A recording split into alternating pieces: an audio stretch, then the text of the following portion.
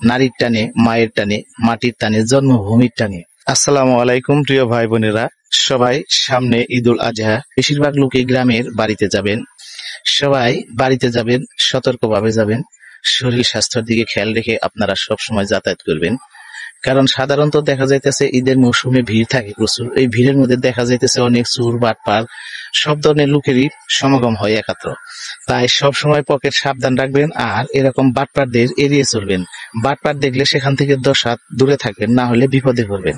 দেখা যাইতেছে গাড়িতে আপনাকে নিয়ে যাবে জোরপূর্বক ভাবে, ভাই উঠেন এই সেই, তারপরে দেখা আপনাকে মাঝপথে ঠেক দিয়ে আপনার কে নিঃস্ব করে তারপরে তারা চলে যাবে। তাই সবসময় চেষ্টা করবেন এরকম বাটপারদের হাত থেকে দূরে রাখার জন্য। যখন আপনি রাস্তা দিয়ে যাবেন, দেখা যাইতেছে খালি একটি মাইক্রো অথবা প্রাইভেট কার, এই ধরনের গাড়িতে কখনো একা উঠবেন না।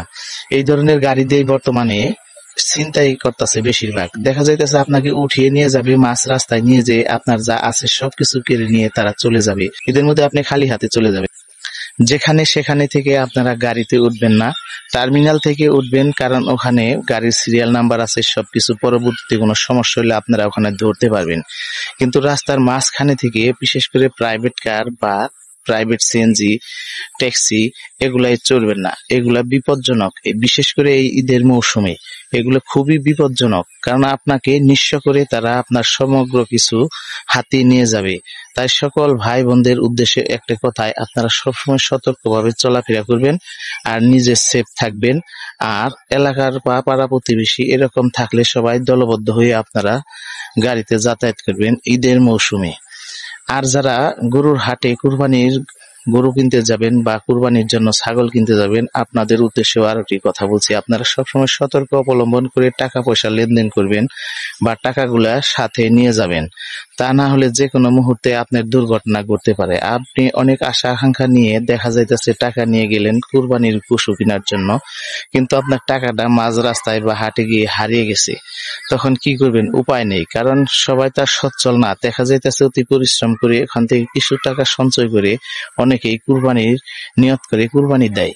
ওখান থেকে যদি টাকাটা হারিয়ে যায় তাহলে তার সমান কষ্ট আর কেউ নাই, তখন তার প্রচুর কষ্ট লাগবে। প্রিয় ভাইরা, এর জন্যই বলতাছি সবাই সতর্কভাবে টাকা পয়সা লেনদেন করবেন।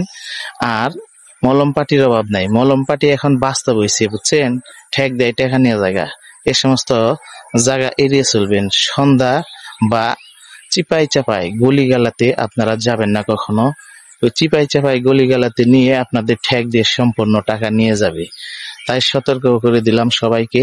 ভিডিওটি যদি ভালো লাগে অবশ্যই আপনারা শেয়ার করে দিবেন এবং আরো 10 জনকে সতর্ক করার সুযোগ করে দিবেন, তারা জানি সতর্কভাবে চলাফেরা করে। ভালো থাকবেন, সুস্থ থাকবেন। আসসালামু আলাইকুম।